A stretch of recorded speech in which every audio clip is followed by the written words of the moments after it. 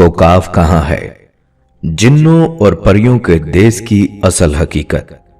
बिस्मिल्लाहिर्रहमानिर्रहीम। अस्सलामुअलैकुम।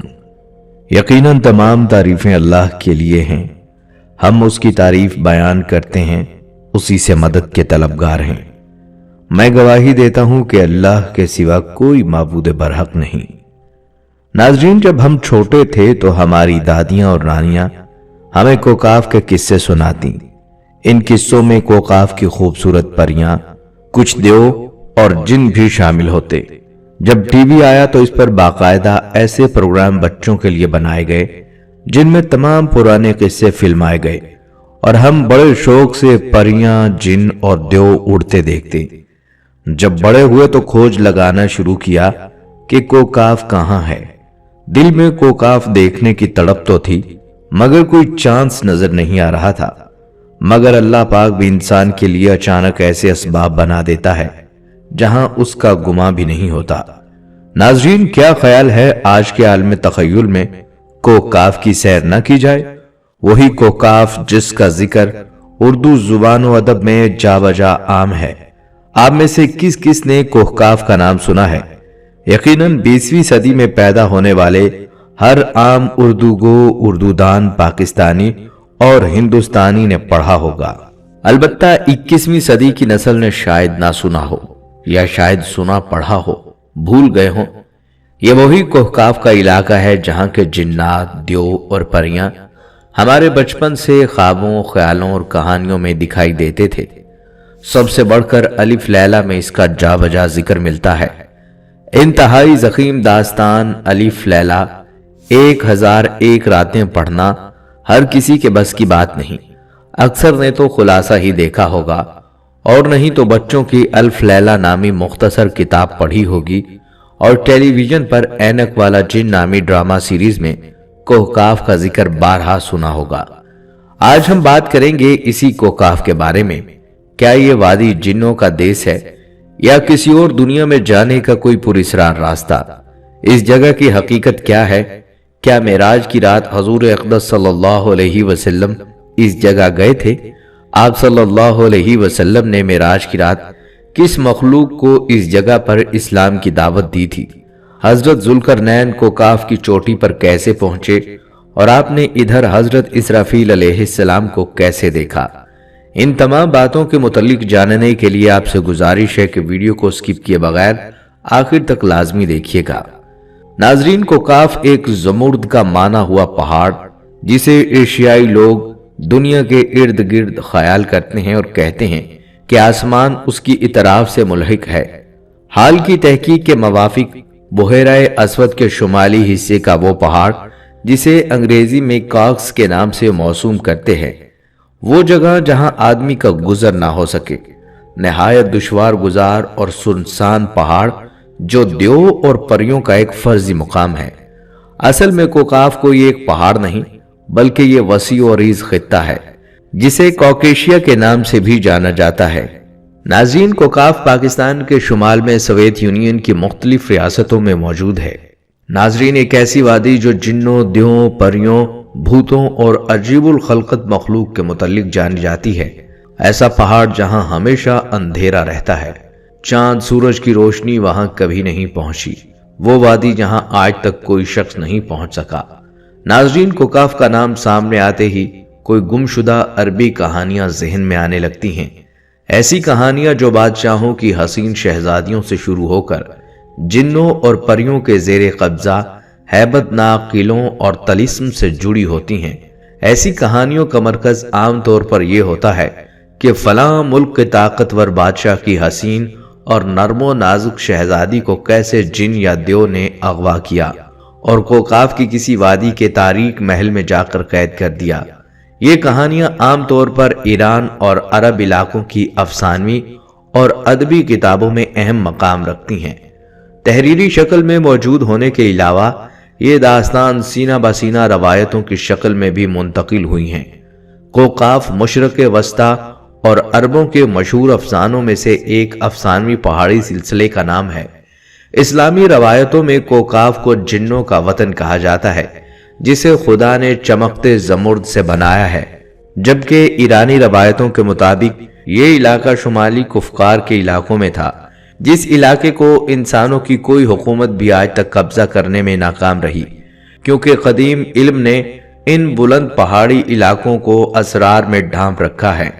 کوکاف دراصل ایک طویل پہاڑی سلسلہ ہے۔ یہ زمین کا سب سے دور دراز مقام کہا جاتا ہے۔ کوکاف کا خطہ نہ صرف روسی تاریخ میں بلکہ اسلامی تاریخ میں بھی بہت اہمیت کا حامل ہے۔ یہ سلسلہ کوہ ایشیا اور یورپ کے دو سمندروں بحیرہ اسود اور بحیرہ گیلان کے درمیان واقع ہے۔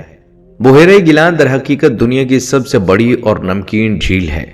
روس کا جنوبی حصہ قفقار میں شامل ہے، جبکہ ایران کا شمالی حصہ قفقار کے خطے میں ترکی کے شمال مشرقی حصے میں بھی شامل ہے۔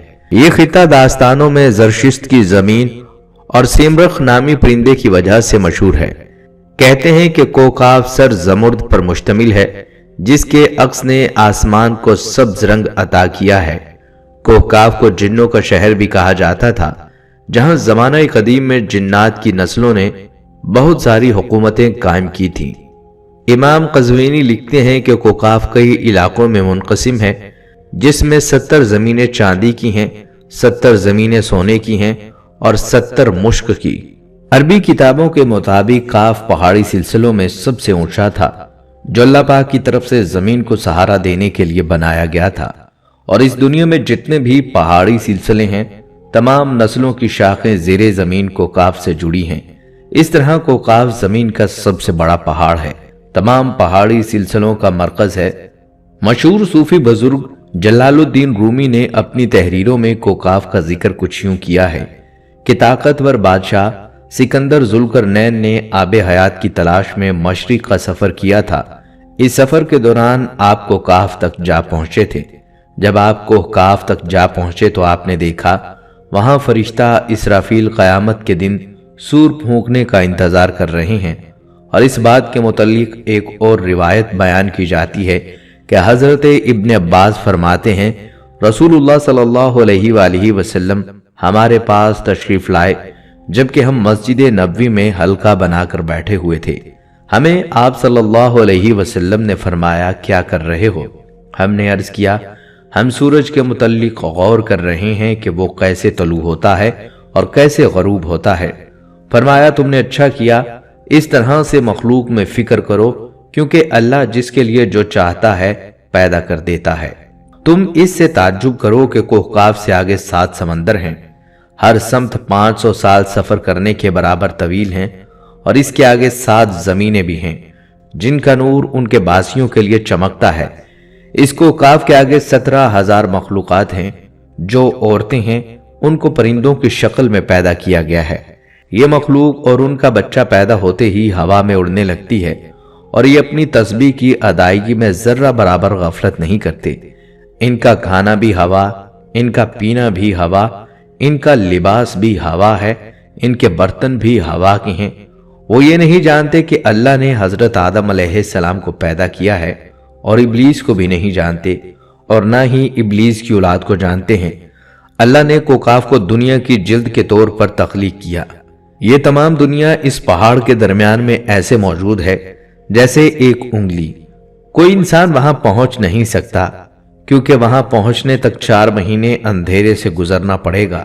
یہ وہ پہاڑ ہے جہاں کوئی سورج نہیں، کوئی چاند نہیں، یہاں تک کہ یہ لوگ چاند سورج کے بارے میں بھی نہیں جانتے کہ اللہ تعالیٰ نے چاند اور سورج کو بھی تخلیق کیا ہے۔ جو روشنی ان تک پہنچتی ہے وہ کوکاف پہاڑ کی روشنی ہے، اور وہاں موجود لوگ جڑی بوٹیاں کھاتے ہیں۔ ان کے بدن پر کوئی کپڑا نہیں ہوتا۔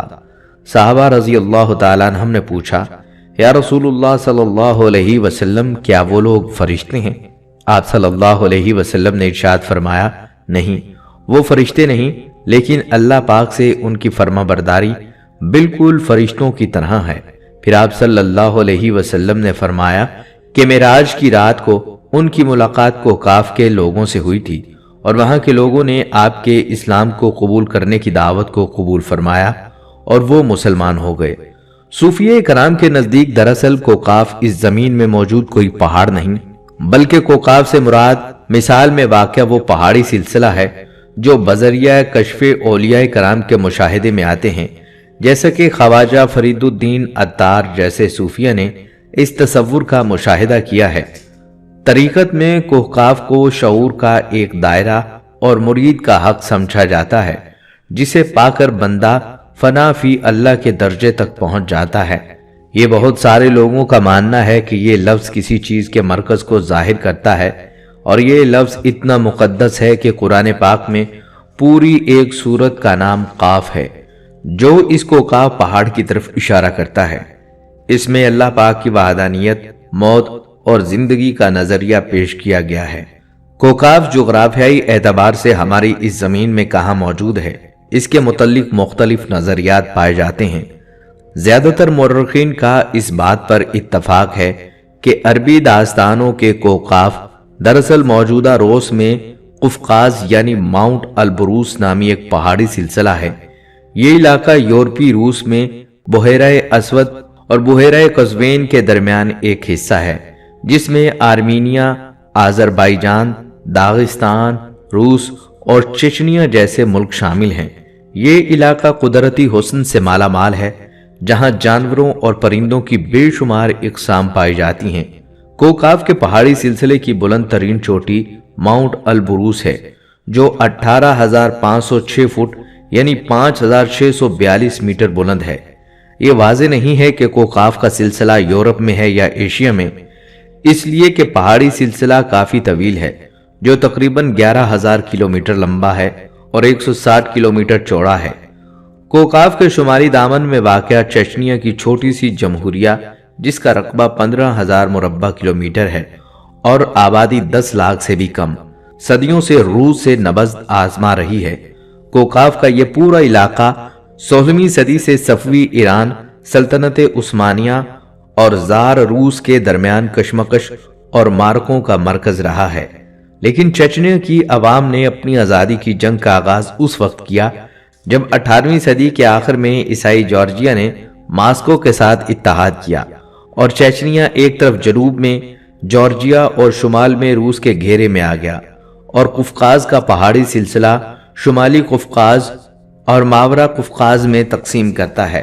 شمالی قفقاز روس کی سرزمین ہے، جبکہ ماورا قفقاز خود مختار ریاستیں جارجیا، آرمینیا اور آذربائیجان واقع ہیں۔ قفقاز کے پہاڑ کافی ڈھلوان ہیں۔ اس پہاڑی سلسلے میں 5,000 میٹر سے زیادہ لمبے پہاڑ ہیں۔ سب سے اونچے پہاڑ البروز اور قازبک ہیں، جن کی بلندی بالترتیب 5,642 اور 5,035 میٹر ہے۔ ان پہاڑوں کی برف کی سفید چادروں میں لپٹی ہوئی 2 چوٹیاں ہیں۔ دراصل یہ پہاڑ مردہ آتش فشاں ہیں۔ پہاڑوں کی مخروطی شکل ڈھلوانوں پر گرم گیسوں کا اخراج اور معدنی پانی کے سرچشمے سے آتش فشانوں کے گزرتے وقت میں پھٹنے کی یاد دلاتے ہیں۔ اس علاقے میں معدنی پانی کے سرچشموں کی بہتات ہے۔ سب سے مقبول سرچشموں کے نام نارزان، برزورمی اور یاسین دوکی ہیں۔ ان کے قریب مشہور صحت گاہیں اور تفریحی مقامات واقع ہیں، جہاں روسی لوگ سوویت زمانے سے آرام و تفریح کرنا پسند کرتے ہیں۔ یہاں آبشاریں اور چھوٹے چھوٹے چشمے دیکھ کر ایسا معلوم ہوتا ہے گویا جنت زمین پر اتر آئی ہو۔ یہاں انسانی آبادی بہت کم ہے۔ یہ پہاڑی سلسلہ ایشیا کو یورپ سے جدا کرتا ہے۔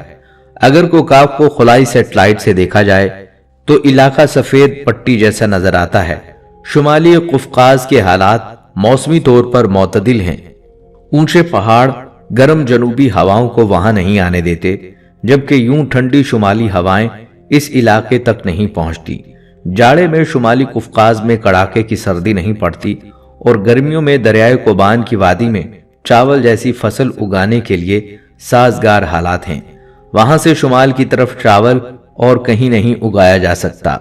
شمالی قفقاز میں بہت زیادہ گلیشیئرز موجود ہیں۔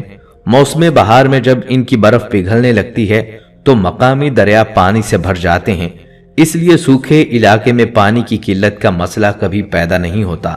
شمالی قفقاز کے سب سے بڑے دریا کوبان اور تحریق ہیں۔ قفقاز صحت بخش ہوا کا ایک ذخیرہ ہے، اور اس کے مناظر کو بے حد حسین قرار دیا جائے تو مبالغہ نہیں ہوگا۔ روس کے کوہ پیماؤں کو قفقاز سے بڑا لگاؤ ہے۔ اکثر کوہ پیما अलबरूज को सर करने की कोशिश करते हैं। शोबा सियाहत के लिहाज से कुफकाज के पहाड़ी सिलसिले की सलाहियत यूरोप के कोहे अल्पस से कुछ कम नहीं, जबकि बाज़ मुहक्किकीन का ख्याल है कि कुफकाज अंटार्कटिका के वीरान और बर्फीले इलाके में मौजूद है, जो हमेशा बादलों और अंधेरों से ढका होता है। जबकि कुछ लोग कदीम दौर के एटलांटिसिटी को कोहकाफ करार देते हैं, जो किसी बड़े अजाब की वजह से तबाह हो चुका है। जदीद फिजिक्स की नई दरियाफ्त डायमेंशन भी कोहकाफ को समझने में आसानी पैदा कर सकती है। दरअसल फिजिक्स की जदीद तहकीक के मुताबिक हमारी इस कायनात में कुल 11 डायमेंशंस वजूद रखती हैं, जबकि हम इंसान सिर्फ 3 या 4 डायमेंशन में जिंदगी गुजार रहे हैं, क्योंकि हम टाइम और स्पेस की कैद में जिंदगी गुजारते हैं। इन मजीद डायमेंशन में इतने सियारे, इतने सितारे और इतनी दुनियाएं आबाद हैं, इसका इल्म सिर्फ अल्लाह तबारक व तआला को ही है। मुहक्किकीन के मुताबिक रूह की दुनिया, आलम बरज़ख और जन्नत जहन्नम इन्हीं डायमेंशंस में मौजूद है, जिनमें इंसान मौत के बाद जाता है। मुमकिन है कि कोकाफ भी इन्हीं 11 डायमेंशन में से किसी एक डायमेंशन में मौजूद हो, जहां नस्ल इंसानी का कदम रखना मुमकिन नहीं। पाकिस्तान, हिंदुस्तान और ईरान में कोकाफ के मुतल्लिक जिन्नों और परियों के बेशुमार किस्से मशहूर हैं, जो ना सिर्फ अवाम में सीना बसीना मुंतकिल होते रहते हैं, बल्कि बच्चों की कहानियों में बाकायदा लिखे जा रहे होते हैं। हो सकता है इनमें कुछ सदाकत भी हो सकता है ये वीरान जगह जिन्नात या फिर किसी और मखलूक का मस्कन हो, लेकिन तस्दीक करना मुश्किल है। बाकी अल्लाह ही बेहतर जानता है कि इसमें कितनी सच्चाई है। मोहतात तरीन अंदाजे के मुताबिक इस वक्त दुनिया में 87 लाख मखलूकात मौजूद हैं। कौन सी मखलूक कहाँ आबाद है, इसको जानना साइंस का बहुत बड़ा मिशन है। वो हर लम्हा कुछ नया जानने की जुस्तजू में है। अगर हम इन मखलूकात में इन्हें भी शुमार करें, माजी में जिन्होंने इस जमीन पर जिंदगी गुजारी और फिर हमेशा के लिए खत्म हो गई, मसलन डायनासोर्स वगैरह। दुनिया भर में अगर 2 लाख शेर पाए जाते हैं तो इस 5 अरब में वो सिर्फ एक ही गिने जाएंगे। 7 अरब इंसान भी एक ही मखलूक में शुमार होंगे। 87 लाख की तादाद सिर्फ एक अंदाजा है जो जमा किए गए हैं, डाटा की बुनियाद पर साइंसदानों ने कायम किया है, वरना हम सबको गिन नहीं सकते। अंदाजा इससे लगाइए कि इस वक्त जो 87 लाख मखलूकात जिंदा हैं, इनमें से 20% को सिर्फ इंसान नाम दे सका है, बाकी 80% अभी तक मालूम नहीं है। और अंदाजा इससे लगाइए कि आज जो 87 अरब मखलूकात जिंदा हैं, वो माजी की इन 5 अरब मखलूकात का 1% भी नहीं। 99% से जायद वो मखलूकात जो कभी इस जमीन पर जिंदा थी, आज हमेशा के लिए खत्म हो चुकी हैं। नाजरीन, साइंसदानों के मुताबिक हमारी इस दुनिया के अलावा कई और दुनियाएं आबाद हैं। इन्हीं वजूहात की बिना पर कभी वो जमीन और इसकी गहराई की तहकीक करते हैं, कभी कोकाफ जैसी जगहों के बारे में जानने की कोशिश करते हैं, कभी खला और सियारों के मुतल्लिक खोज लगाने की कोशिश करते हैं। 21वीं सदी के इस साइंसी दौर में अगर हम आसमान पर नजर दौड़ाएं तो हमें वसी कायनात की चादर दिखाई देती है, जिसमें लाखों सितारे जगमगा रहे हैं।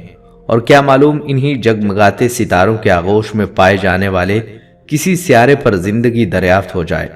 आज तक इंसान तकरीबन 4000 से जायद ऐसे सैयारे दरियाफ्त कर चुका है जो दूसरे सितारों के गिर्द महवे गर्दिश हैं, लेकिन इनमें से 200 के करीब ऐसे सैयारे हैं जिनका माहौल हमारी जमीन से मुताबिकत रखता है। यानी अगर इन सैयारों पर जिंदगी के बुनियादी अनासिर होंगे तो यकीनन जिंदगी को कोई न कोई शक्ल नश्वोनुमा पा ही रही होगी। लेकिन क्या हमारे निज़ाम शमसी में कुर्रे अर्ज के अलावा कहीं जिंदगी मौजूद हो सकती है? साइंसदानों की जानिब से इस सवाल के मिले जुले जवाबात मिलते हैं, क्योंकि अगर निज़ाम शमसी में इंसानी जिंदगी की बात की जाए तो वो सिर्फ हमारी जमीन पर ही मुमकिन है। अगर छोटे जानवरों की बात की जाए जिनमें बैक्टीरियाज वगैरह शामिल हैं, तो निज़ाम शमसी में उनकी मौजूदगी के इम्तहानात वाज़ेह हैं। याद रहे, कायनात में जमीन के अलावा अगर किसी भी जगह पर किसी तरह की जिंदगी की तलाश जारी है तो वो जिंदगी इन्हीं खुर्दबीनी जानदारों पर मुश्तमिल है। हम जानते हैं कि जमीन हमारे सूरज से इतने फासले पर मौजूद है जहां दर्जा हरारत ना ज्यादा गर्म और ना ज्यादा ठंडा है। इसलिए इस सियारे पर मौजूद पानी, जो जिंदगी के बुनियादी अनासर में से एक है, माया हालत में मौजूद है। लेकिन अगर हम सियारा अतार اور زہرہ کے بارے میں سوچیں تو جو زمین کے مقابلے میں سورج سے بھی زیادہ قریب ہے، ان سیاروں پر گرمی کی شدت دے کر اس بات کا تصور کرنا بھی محال ہے کہ ان پر زندگی موجود ہو سکتی ہے۔ مگر 2012 میں سیارہ عطارد کے گرد بھیجے گئے میسیجز خلائی گاڑی نے سیارے کے قطب شمالی پر موجود گہرے گڑھوں میں جمع ہوا پانی یعنی برف دریافت کیا۔ سائنسدانوں کے لیے یہ دریافت نہایت حیران کن تھی، کیونکہ عطارد ایسا سیارہ ہے جو سورج سے صرف 5 کروڑ کلومیٹر کی دوری پر موجود ہے۔ اس سیارے پر دن اور رات کے درجہ حرارت میں تقریباً 400 ڈگری سینٹی گریڈ کا فرق ہے، لیکن برف کی دریافت کے بعد سائنسدان اس بات پر غور کر رہے ہیں کہ اگر سیارے پر پانی موجود ہے تو یقیناً زندگی کے امکانات بھی ہوں گے۔ اسی طرح سیارہ زہرہ جو نظام شمسی کا گرم ترین سیارہ ہے، اس پر بھی زندگی کے پائے جانے والے امکانات تقریباً نہ ہونے کے برابر ہیں، کیونکہ سیارے کی فضا میں تیزاب کے گہرے بادلوں کی وجہ سے ہزاروں سالوں سے سورج سے آنے والی گرمائش قید ہے۔ یہ سیارہ حجم میں ہماری زمین کے برابر ہے، مگر دونوں سیاروں کے فضائی ماحول میں بہت زیادہ فرق ہے۔ سائنسدانوں کو ان سیاروں میں اگرچہ زندگی کے امکانات نہیں ملے، لیکن عین ممکن ہے کہ ان سیاروں کے گرد چکر لگانے والے چاند کسی طرح کی زندگی کو چھپائے ہوئے ہوں، جس پر سے سائنسدان ان قریب پردہ اٹھا دیں گے۔ ہم جانتے ہیں کہ نظام شمسی کے 5ویں اور سب سے بڑے سیارے سیارہ مشتری پر بہت بڑا طوفان برپا ہے، جو تقریباً 350 سالوں سے قائم دائم ہے۔ لیکن اسی خطرناک سیارے کے ایک چاند پر زندگی کے کچھ بنیادی عناصر ملنے کی معلومات ہمیں ہبل خلائی دوربین اور اس سیارے کے گرد بھیجی گئی بہت سی خلائی گاڑیوں سے ملتی ہے۔ لیکن مشتری کے اس چاند پر زندگی کی تلاش کے لیے امریکی خلائی ادارہ ناسا چند سالوں میں ایک خلائی مشن بھیجے گا۔ اس مشن کو یوروپا کلپر کا نام دیا گیا ہے۔ مشتری کی طرح زحل کا ایک چھوٹا اور برفیلا چاند اپنی 15 سے 20 کلومیٹر موٹی برف سے بنی کرسٹ یعنی باہری سطح کے نیچے گرم پانی کے سمندر میں چھپے ہوئے ہے، جس میں بہت سے نامیاتی مالیکیولز بھی موجود ہیں۔ اس چاند پر گرمائش، مائع حالت میں پانی اور نامیاتی مالیکیولز تینوں ہی عناصر موجود ہیں، جس سے اس پر زندگی کے امکانات بہت زیادہ ہیں، کیونکہ یہی تینوں چیزیں زندگی کے لیے بنیادی عناصر کے طور پر لی گئی ہیں۔ نظام شمسی کے آخری دونوں سیاروں اور یورینس کے گرد چاند تو ہیں، لیکن ان دونوں سیاروں کے لیے ابھی تک کوئی مخصوص مشن نہیں بھیجا گیا۔ ان دونوں کی تصویر پہلی مرتبہ 1980 کی دہائی میں وائجر خلائی گاڑیوں سے بھیجی گئی تھی۔ باوجود اس کے ان سیاروں پر موجودگی یعنی زندگی ہوتی تو اس کے بارے میں ہمارے پاس کوئی زیادہ معلومات نہیں، لیکن ہاں یہ ضرور معلوم ہے کہ ان سیاروں پر بارشیں ہوتی ہیں، اور وہ بھی ہیروں کی بارش۔ تو اگر ان سیاروں کے چاندوں میں سے کسی پر بھی زندگی موجود ہے تو ہو سکتا ہے کہ یہ بارش کی بوندوں کی شکل میں برسنے والا ہیرا ان کے لیے فائدہ مند ثابت ہو۔ سائنسدان اس کوشش میں سالوں سے لگے ہوئے ہیں کہ انہیں اس دنیا میں اور اس دنیا سے باہر کی چیزوں کے متعلق کچھ نیا جاننے کو ملے۔ اس دنیا اور اس کی چیزوں میں غور و فکر کی تلقین تو اللہ پاک نے ہم مسلمانوں کو خصوصاً کی ہے، اور ساتھ میں ہمیں یہ بھی بتا دیا اس سب میں تمہارے لیے نشانیاں ہیں تاکہ تم اپنے خالق حقیقی اور مقصد زندگی کو پہچان سکو۔ ارشاد ربانی ہے، زمین میں بہت سی نشانیاں ہیں یقین لانے والوں کے لیے اور خود تمہارے وجود میں ہیں، کیا تم سوچتے نہیں؟ ناظرین، یہ چھوٹا سا سیارہ جس کے اوپر ہم رہتے ہیں یہ ایک بہت بڑی نمائش گاہ ہے ان آیات اور عجائبات کے لیے جو اللہ نے اس میں رکھے ہیں۔ اس نمائش گاہ میں اس دنیا کے عجائبات میں سے بہت ہی کم ابھی تک نمائش کے لیے رکھے جا سکے ہیں۔ آئے دن نئے نئے انکشافات ہوتے رہتے ہیں اور نئے نئے عجائبات ہمارے سامنے آتے رہتے ہیں۔ اسی قسم کی ایک نمائش گاہ جو خود ہماری ذات ہے، نفس انسان، اس کی پراسرار نفسیاتی دنیا، اس حضرت انسان کے اندر بھی اس کائنات کے اسرار موجود ہیں۔ صرف زمین کے اسرار نہیں بلکہ پوری کائنات کے اسرار۔ ان دو نمائش گاہوں کی طرف ان آیات میں مختصر اشارہ ہے کہ ان دونوں نمائش گاہوں کے دروازے تمہارے لیے کھولے جا رہے ہیں، لیکن فائدہ اس شخص کو ہوگا جو ان کو دیکھنا چاہے اور جو یقین کرنا چاہے اور اپنی زندگی کو نعمتوں اور خوشیوں سے بھرنا چاہے، جو علم و معرفت اور دانائی اور عبرت حاصل کرنا چاہے، جن سے اس کا دل زندہ ہوگا اور عمر زیادہ ہوگی۔ اللہ نے اپنا یہ کلام اس طرح بنایا ہے کہ اس کی مخلوقات میں سے ہر سطح کے لوگ اس سے فائدہ اٹھا سکیں۔ ہر صورتحال اور ہر قسم کے معاشروں کے لیے وہ رہنما ہے۔ ہر شخص، ہر نفس اور ہر سطح کی عقل و ادراک کے لیے اس کلام میں ہدایت اور دلچسپی اور علم ہے۔ ہر شخص اپنی عقلی قوت ہاضمہ کے مطابق اس سے استفادہ کر سکتا ہے۔ جوں جوں انسان علم و معرفت میں ارتقائی منازل طے کرتا ہے، جوں جوں اس کا دائرہ ادراک وسیع ہوتا ہے، اس کی معلومات بڑھتی ہیں، اس کے تجربات بڑھتے ہیں اور وہ نفس اور کائنات کے اسرار حاصل کرتا ہے، تو اس کا حصہ اس قرآن میں بھی بڑھ جاتا ہے، اس کے علوم قرآنی میں اضافہ ہو جاتا ہے اور اس کی زیادہ راہ اور اس کا رزق اس قرآن میں بڑھ جاتا ہے۔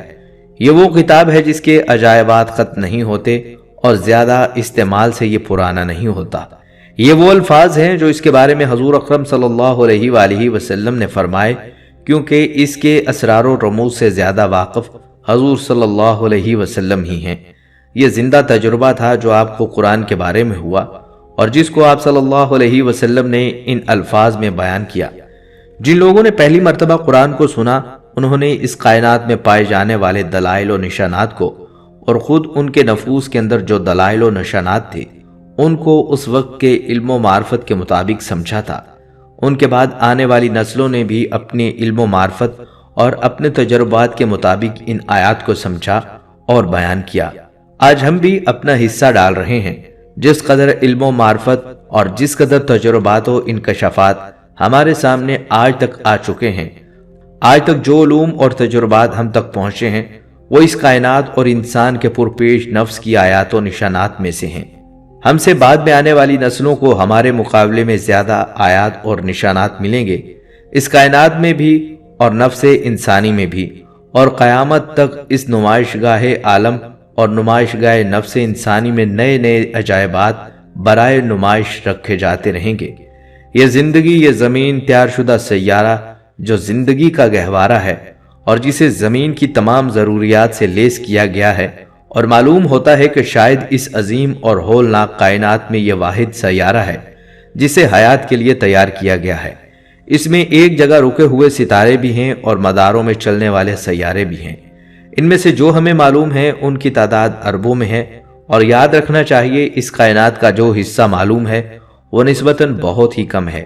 اس میں کئی کہکشائیں ہیں اور ہر کہکشاں کے کروڑہا ستارے ہیں اور ان کے کواکب ہیں جو ان ستاروں کے ارد گرد چکر لگاتے رہتے ہیں۔